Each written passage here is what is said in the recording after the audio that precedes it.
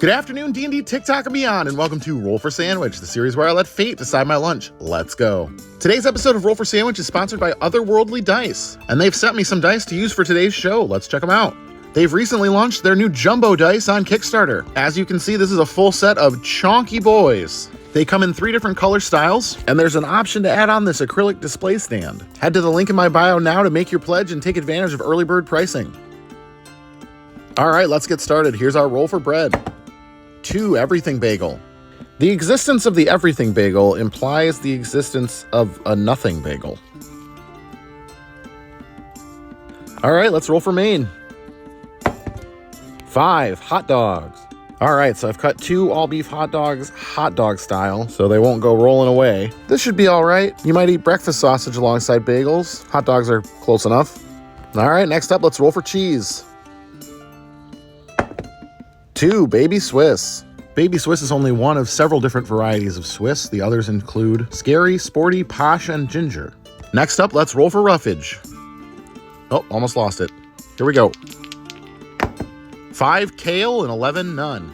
If you couldn't tell from the cheese joke, I'm a millennial, and I grew up during a time when people didn't really eat kale, they just used it as a garnish. They also used to put it in between all the different things on the salad bar to catch whatever fell when people were trying to make their salads. It was a weird time. All right, let's hit it with some wild magic.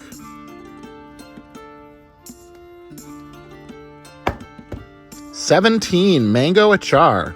This achar was sent to me from South Africa. It's made with unripe mangoes, so it's not very sweet. It's spicy and kind of pickly. It's interesting stuff. Oh, lost some kale. It's often eaten with curry and comes originally from Indian cuisine. We'll get that kale back on there. All right, mango achar.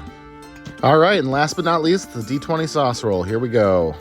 Gotta make sure it's nice and mixed up.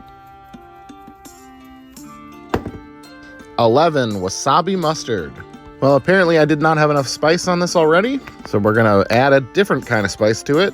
This stuff is pretty good. Wouldn't have been my choice here necessarily, but there's definitely worse things I could have rolled. All right, let's go ahead and get our sandwich closed up here. Get our toothpicks in to hold it together.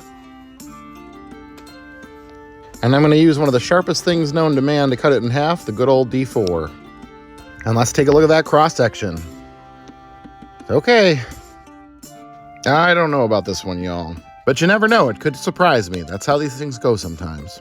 All right, let's give it a taste. Yeah, the achar and the wasabi mustard don't really go together. It's not the worst thing I've ever tasted. Kale doesn't do a whole lot. I think it may have been better on regular bread than a bagel this time. This does make me curious to try that mango achar just on a hot dog, though.